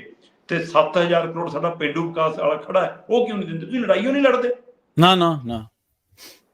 ਤੇ ਉਹ ਕਿਸੇ ਵਿੱਤੀ ਮਾਹਰ ਨੇ, ਬਾਬੂ ਨੇ, ਕਿਸੇ ਨੇ ਫਾਰਮੂਲਾ ਸਮਝਾਤਾ ਹਰਪਾਲ ਚੀਮਾ ਜੀ ਨੂੰ ਕਿ ਜਿਹੜੀ ਆ ਕਟੌਤੀ ਆ ਨਾ ਜੀ, ਇਹਦੇ ਵਿੱਚੋਂ ਤਾਂ ਮਾੜਾ ਮੋਟਾ ਚੋਗਾ ਕੋਈ ਚੁਗ ਹੋਣਾ, ਕੁਛ ਕਰਕੇ ਲੈ ਕੇ ਜਾਓ ਉਹਨਾਂ ਨੂੰ ਦਿਖਾਉਣ ਲਈ। ਜਿਹੜਾ ਉਹ ਕਹਿੰਦੇ ਆ ਨਾ ਕਿ ਤੁਹਾਡੀ ਕਟੌਤੀ ਤਾਂ ਕੀਤੀ ਆ, ਤੁਹਾਤੋਂ ਤਾਂ ਵਿਆਜ ਵੀ ਨਹੀਂ ਮੋੜ ਹੋ ਰਿਹਾ। ਫਿਰ ਇਹਨਾਂ ਨੇ, ਚਾਹੇ ਹੁਣ ਮੈਨੂੰ ਨਹੀਂ ਪਤਾ ਉਹ 11,000 ਕਰੋੜ ਚੋਂ ਕੁਝ ਕੀਤਾ ਹੈ, ਪਤਾ ਨਹੀਂ 1000 ਕਰੋੜ ਚੋਂ ਕੁਝ ਕੀਤਾ ਹੈ, ਪਤਾ ਨਹੀਂ ਕੁਛ ਹੋਰ ਕੀਤਾ, ਆਉਂਦੇ ਦਿਨਾਂ 'ਚ ਕੁਛ ਸਾਹਮਣੇ ਆ ਜਾਵੇ। ਇਹ ਜੀ ਹੁਣ ਜਿਹੜਾ ਬਿਜਲੀ ਸਬਸਿਡੀ ਵਾਲਾ ਭਾਰ ਵਧੀ ਜਾਂਦਾ ਸੀ, ਉਹ ਓਵਰਆਲ ਸਾਰਾ ਨਿਬੇੜਤਾ ਪੰਜਾਬ ਸਰਕਾਰ ਨੇ। ਸੋ ਸ਼ਾਬਾਸ਼ੀ ਹੈ, ਕਿਉਂਕਿ ਪਾਵਰਕੌਮ ਵੀ ਜੇ ਡੁੱਬ ਗਈ ਤਾਂ ਪੰਜਾਬ ਦਾ ਹੋਰ ਨਵਾਂ ਮਸਲਾ ਖੜਾ ਹੋ ਜਾਣਾ ਸੀ। ਸੋ ਉਹਦੀ ਸਬਸਿਡੀ ਸਾਰੀ ਤਾਰਤੀ। ਉਹ ਤਾਰ ਕੇ ਉਹਦੇ ਵਾਲਾ ਨਿੱਲ ਵਾਲਾ ਖਾਤਾ ਲੈ ਕੇ ਫਿਰ ਦਿੱਲੀ ਨੂੰ ਕਹਿੰਦੇ ਕਾਗਜ਼ ਪੱਤਰ ਲੈ ਕੇ ਗਏ, ਦੇਖੋ ਜੀ ਕਿੱਸਾ ਕਰ ਰਹੇ ਆ, ਅਸਾਂ ਲਾ ਰਹੇ ਜੀ, ਸਾਡਾ ਹਿਸਾਬ ਕਲੀਅਰ ਹੁੰਦਾ ਜਾ ਰਿਹਾ ਜੀ, ਉਧਰ ਵਾਲਾ ਨਿਬੇੜਤਾ ਜੀ, ਬਾਕੀ ਵੀ ਕਰ ਦਾਂਗੇ, ਜਾਂ ਕਰ ਦਾਂਗੇ। ਫਿਰ ਉਹ 16,000 ਕਰੋੜ ਚੋਂ 4,000 ਕਰੋੜ ਦੇਣਾ ਮੰਨਿਆ ਜੀ, ਤੇ ਉਹਨੂੰ 4,000 ਕਰੋੜ ਚੋਂ 3,000 ਕਰੋੜ 3,080 ਇੰਨੀ ਰਾਸ਼ੀ ਤੁਰੰਤ ਖਰਚਣ ਦੀ ਮਨਜ਼ੂਰੀ ਮਿਲੀ ਹੈ ਜੀ। ਹੁਣ ਇਹਨੂੰ ਪ੍ਰਾਪਤੀ ਕਹੋ ਤੇ ਹਰਪਾਲ ਚੀਮਾ ਜੀ ਕਹਿੰਦੇ ਸੈਟਲਮੈਂਟ ਹੋ ਗਈ, ਇਹਨੂੰ ਸੈਟਲਮੈਂਟ ਕਹਿੰਦੇ ਆ। ਅੱਛਾ, ਠੀਕ ਹੈ, ਗਵਾ ਕੇ ਇਹਨੂੰ ਵੀ ਸੈਟਲਮੈਂਟ ਕਹਿਣ ਲੱਗ ਪਏ ਜੀ। ਅਗਲੀ ਗੱਲ ਕਰੀਏ ਪੰਜਾਬ ਦੀ ਇੱਕ ਹੋਰ ਭਿਆਨਕ ਤਰਾਸਦੀ ਦੇ ਬਾਰੇ। ਸ਼ਰਮਾ ਜੀ, 2.5 ਮਹੀਨਿਆਂ ਦੇ ਵਿੱਚ ਇੱਕ ਪਿਓ ਨੇ ਮੋਢੇ ਤੇ 2 ਲਾਸ਼ਾਂ ਢੋਈਆਂ ਨੇ ਜੀ, ਦੋਵੇਂ ਲਾਸ਼ਾਂ ਉਹਦੇ ਪੁੱਤਾਂ ਦੀਆਂ ਨੇ। ਇਹ ਆਪਾਂ ਉਸ ਸਮੇਂ ਗੱਲ ਕਰ ਰਹੇ ਹਾਂ ਪ੍ਰਵੀਨ ਜੀ, ਜਦੋਂ ਪੰਜਾਬ 'ਚ ਯੁੱਧ ਨਸ਼ਿਆਂ ਵਿਰੁੱਧ ਚੱਲ ਰਿਹਾ। ਸਹੀ ਗੱਲ ਹੈ ਜੀ, ਸਹੀ। ਪਿਛਲੇ ਕਰੀਬ 5-7 ਸਾਲ ਤੋਂ ਪੰਜਾਬ ਦੀ ਸਥਿਤੀ ਇਹ ਹੈ ਕਿ ਐਵਰੇਜ ਹਰ ਰੋਜ਼ 1 ਤੋਂ 2 ਮੌਤਾਂ ਨਸ਼ੇ ਦੀ ਬਾਅਦ ਜਾਂ ਘੱਟ ਕਰਕੇ ਹੋ ਰਹੀਆਂ ਨੇ। ਸਹੀ ਗੱਲ ਹੈ ਜੀ। ਇੱਥੇ ਨਸ਼ੇ ਦੇ ਨਾਂ ਤੇ ਸਰਕਾਰਾਂ ਬਣੀਆਂ ਵੀ, ਸਰਕਾਰਾਂ ਗਿਰੀਆਂ ਵੀ। ਲੋਕਾਂ ਨੇ ਸਰਕਾਰਾਂ ਨਸ਼ੇ ਦੇ ਨਾਂ ਤੇ ਘਰੇ ਤੋੜ ਵੀ ਦਿੱਤੀਆਂ ਤੇ ਨਸ਼ੇ ਦੇ ਨਾਂ ਤੇ ਬਣਾ ਵੀ ਦਿੱਤੀਆਂ। ਇਹਦਾ ਮਤਲਬ ਕਿੱਡਾ ਬੜਾ ਮਸਲਾ ਹੈ ਨਸ਼ਾ, ਤੇ ਉਹਦੇ ਬਾਵਜੂਦ ਵੀ ਇਹਨਾਂ ਦੇ ਕੰਨ ਤੇ ਜੂੰ ਨਹੀਂ ਸਰਕਦੀ। ਇਹ ਬਲਡੋਜ਼ਰ ਤਾਂ ਚਲਾਉਂਦੇ ਆ ਪਰ ਨਸ਼ਾ ਨਹੀਂ ਮੁਕਾਉਂਦੇ ਜੀ। ਇਹ ਗਰੀਬ ਗਰੂਪ ਦਾ ਘਰ ਤਾਂ ਢਾਹ ਦੇਣਗੇ, ਜਿਹੜਾ ਥੋੜੀ ਬਹੁਤ ਕੁੜੀਆਂ ਵੇਚਦਾ, ਖਾਂਦਾ ਪੀਂਦਾ, ਉਹਦੇ ਨਾਲ ਲੋਕ ਪ੍ਰਭਾਵਿਤ ਹੁੰਦੇ ਹੋਣਗੇ ਮੈਂ ਕਹਿੰਦਾ। ਪਰ ਉਹ 'ਚ ਜ਼ਿਆਦਾਤਰ ਮਸਲੇ ਨਜਾਇਜ਼ ਕਬਜ਼ਿਆਂ ਵਾਲੇ ਜਾਂ ਕੋਈ ਹੋਰ ਮਸਲੇ ਨੇ, ਐਡੇ ਵੱਡੇ ਮਸਲੇ ਚਿੱਟੇ ਵਾਲੇ ਨਹੀਂ, ਸਭ ਨੂੰ ਸਮਝ ਆਉਣ ਲੱਗ ਪਏ ਉਹਨੇ। ਤੇ ਜੀ ਅਸੀਂ ਮਿਲ ਕੇ ਆਪਰੇਸ਼ਨ ਚਲਾ ਰਹੇ ਹਾਂ ਜੀ, ਹਿਮਾਚਲ ਪੁਲਿਸ ਨਾਲ ਮਿਲ ਕੇ ਅਸੀਂ 300 ਫੜ ਲਿਆ ਜੀ, DGP ਸਾਹਿਬ ਕਹਿੰਦੇ ਲਓ ਜੀ 3 ਮਹੀਨਿਆਂ 'ਚ 15,000 ਜੀ, ਮਤਲਬ ਜੀ ਇੰਨੇ ਫੜ ਲਏ, ਇਹਨਾਂ ਦਾ ਮਾਲ ਫੜ ਲਿਆ, ਭਾਈ ਕਿੱਥੇ ਆ ਫਿਰ ਨਸ਼ਾ ਮੁੱਕਦਾ ਕਿਉਂ ਨਹੀਂ? ਤੇ ਇੱਧਰ ਅੱਜ ਦੇ ਦਿਨ 'ਚ ਜਦੋਂ ਮੈਂ ਗੱਲ ਕਰ ਰਿਹਾ, ਲੰਘੇ ਰਾਤ ਪੰਜਾਬ ਦੇ ਵਿੱਚ ਚਿੱਟੇ ਦੀ ਬਾਦ ਘਾਟ ਕਰਕੇ 3 ਲਾਸ਼ਾਂ ਸ਼ਮਸ਼ਾਨਾਂ 'ਚ ਫੁੱਕੀਆਂ ਨੇ ਇੱਕ ਦਿਨ 'ਚ। ਅੱਛਾ। ਔਰ ਪ੍ਰਵੀਨ ਜੀ, ਮੈਂ ਅਕਸਰ ਗੱਲ ਕਰਦਾ ਆਇਆ ਕਿ ਪੰਜਾਬ 'ਚ ਕਿਸਾਨ ਖੁਦਕੁਸ਼ੀਆਂ, ਪੰਜਾਬ 'ਚ ਬੇਜ਼ਮੀਨੇ ਮਜ਼ਦੂਰਾਂ ਦੀਆਂ ਖੁਦਕੁਸ਼ੀਆਂ, ਪੰਜਾਬ ਦੇ ਵਿੱਚ ਨਸ਼ੇ ਨਾਲ ਇਸ ਤਰ੍ਹਾਂ ਓਵਰਡੋਜ਼ ਹੋ ਕੇ ਜਾਂ ਕਿਸ ਤਰ੍ਹਾਂ ਮਰਨ ਵਾਲੇ ਲੋਕ, ਉਹਨਾਂ 'ਚੋਂ 90% ਹੁਣ ਰਿਕਾਰਡ 'ਚ ਨਹੀਂ ਚੜਾਏ ਜਾਂਦੇ। ਮਤਲਬ ਉਹਨਾਂ ਦੀ ਮੌਤ ਨੋਰਮਲ ਖਾਤਿਆਂ 'ਚ ਪਾਈ ਜਾਂਦੀ ਹੈ, ਨੋਰਮਲ ਮੌਤ ਬਣਾ ਕੇ ਉਹਨੂੰ ਪੇਸ਼ ਕੀਤਾ ਜਾ ਰਿਹਾ, ਇਹ ਤਾਂ ਕਿ ਅੰਕੜੇ ਹੀ ਨਾ ਸੰਭਾਲੇ ਜਾ ਸਕਣ, ਇਹਦੀ ਗੱਲੇ ਨਾ ਤੁਰੇ। ਤੇ ਜਿਹੜੇ ਆ ਜਾਂਦੇ ਨੇ ਚਰਚਾ 'ਚ ਰਿਕਾਰਡ 'ਚ ਕਿਤੇ, ਫਿਰ ਉਹਦੀ ਗੱਲ ਹੁੰਦੀ ਹੈ। ਤੇ 3 ਮੌਤਾਂ ਇੱਕ ਦਿਨ 'ਚ ਰਿਕਾਰਡ ਹੋਈਆਂ ਨਸ਼ੇ ਕਾਰਨ, ਜਿਨ੍ਹਾਂ 'ਚੋਂ ਇੱਕ ਤਾਂ ਬਠਿੰਡਾ ਖੇਤਰ ਦੇ ਵਿੱਚ ਮੁੰਡਾ 18 ਸਾਲ ਦਾ ਸੀ, ਸ਼ਾਇਦ ਅਜੇ 18 ਸਾਲ ਦਾ ਵੀ ਨਹੀਂ ਹੋਇਆ ਸੀ, ਬਾਲਗ ਵੀ ਨਹੀਂ ਹੋਇਆ। ਜੀ। ਤੇ ਆਹ ਜਿਹੜੇ ਪਿਓ ਦੀ ਗੱਲ ਕਰਦੇ ਹੋ, ਤਰਨਤਾਰਨ ਖੇਤਰ ਦਾ ਖਡੂਰ ਸਾਹਿਬ ਹਲਕੇ ਦਾ ਫਤਿਆਬਾਦ ਪਿੰਡ, ਉਸ ਪਿੰਡ ਦਾ 26 ਸਾਲ ਦਾ ਮੁੰਡਾ। ਅੱਛਾ। ਤੇ ਉਹਦਾ ਬੜਾ ਭਰਾ 2.5 ਮਹੀਨੇ ਪਹਿਲਾਂ ਨਾ ਸਰਬਣ ਹੈ, ਤੇ ਉਹਨੇ ਮਾਂ ਪਿਓ ਦਾ ਵਜਨ ਕੀ ਚੱਕਣਾ ਸੀ, ਮਾਂ ਪਿਓ ਨੂੰ ਉਹਦਾ ਵਜਨ ਚੱਕਣਾ ਪਿਆ ਸਹੀ। ਤੇ ਮਾਂ ਪਿਓ ਨੇ ਸੋਚਿਆ ਹੋਣਾ ਕਿ ਸਰਬਣ ਪੁੱਤ ਹੈ, ਸਾਨੂੰ ਬੱਗੀ ਤੇ ਲੈ ਕੇ ਜਾਊਗਾ, ਤੇ ਪਰ ਕੀ ਪਤਾ ਸੀ ਕਿ ਪਿਓ ਨੇ ਤੈਨੂੰ ਅਰਥੀ ਤੇ ਲੈ ਕੇ ਜਾਣਾ। ਤੇ ਉਹ ਸ਼ਮਸ਼ਾਨ ਛੱਡ ਕੇ ਆਇਆ। 2.5 ਮਹੀਨੇ ਬਾਅਦ ਛੋਟੇ ਪੁੱਤ ਨੂੰ ਵੀ ਉਸ ਪਿਓ ਨੂੰ ਲਿਜਾਣਾ ਪਿਆ। ਸੋਚੋ, ਉਹ ਮੋਢੇ ਜਿਨ੍ਹਾਂ ਦੇ ਉੱਤੇ ਪੁੱਤਾਂ ਦੀਆਂ ਲਾਸ਼ਾਂ ਸ਼ਮਸ਼ਾਨਾਂ ਜਾਂਦੀਆਂ, ਉਹ ਵੀ ਚਿੱਟੇ ਕਾਰਨ, ਤੇ ਕੀ ਬੀਤਦੀ ਹੋਣੀ। ਸਹੀ ਹੈ। ਸਰਕਾਰਾਂ ਪਿੰਡਾਂ ਸ਼ਹਿਰਾਂ 'ਚ ਪੋਸਟਰ ਲਾ ਲਈਆਂ ਹੁਣ ਕਿ ਲਓ ਜੀ ਨਸ਼ਾ ਮੁਕਾਤਾ, ਮੁਹਿੰਮ ਚਲਾ ਰਹੀ, ਹੁਣ ਹੋਰਡਿੰਗ ਲੱਗ ਰਹੇ ਹੋਣ। ਤੇ ਉਸ ਪਿਓ ਦੇ ਕੋਲ 2 ਪੁੱਤਾਂ ਦਾ ਲਗਾਤਾਰ ਅਫਸੋਸ ਕਰਨ ਵਾਲੇ ਲੋਕ ਸੱਥਰਾਂ ਤੇ ਬੈਠ ਕੇ ਗੱਲਾਂ ਕਰ ਰਹੇ ਨੇ। ਕਹਿੰਦੇ ਜੀ ਕਿਹਨੂੰ ਪੁੱਛਦੇ ਹੋ, ਸਾਡੇ ਪਿੰਡ 'ਚ ਕੱਲਾ ਜੀ ਜਾਣਦਾ ਕਿ ਨਸ਼ਾ ਕੌਣ ਵੇਚਦਾ, ਕਿੱਥੇ ਵੇਚਦਾ, ਕਿੱਥੋਂ ਆਉਂਦਾ। ਕਹਿੰਦੇ ਦੱਸ ਕੇ ਦੇਖ ਲਓ ਪੁਲਿਸ ਨੂੰ ਜੀ।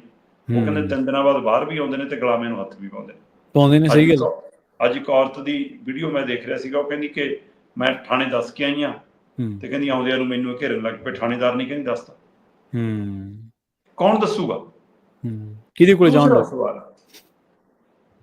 ਪ੍ਰਵੀਨ ਜੀ, ਮੁੱਖ ਮੰਤਰੀ ਸਾਹਿਬ, ਕੇਜਰੀਵਾਲ, ਪੁਲਿਸ ਤੰਤਰ, SDM, DC ਪਿੰਡਾਂ ਜਾ ਕੇ, ਸ਼ਹਿਰਾਂ 'ਚ ਜਾ ਕੇ, ਮਹੱਲਿਆਂ 'ਚ ਜਾ ਕੇ ਕਹਿੰਦੇ ਆ ਲੋਕਾਂ ਨੂੰ ਤੁਹਾਡਾ ਨਾਂ ਗੁਪਤ ਰੱਖਿਆ ਜਾਊਗਾ, ਤੁਸੀਂ ਦੱਸੋ ਬਈ ਕੌਣ ਨਸ਼ਾ ਵੇਚਦਾ ਸੀ, ਫਿਰ ਕਾਰਵਾਈ ਕਰਾਂਗੇ। ਲੋਕ ਕਿਉਂ ਦੱਸਣ ਬਈ? ਤੁਹਾਨੂੰ ਨਹੀਂ ਪਤਾ? ਨਹੀਂ।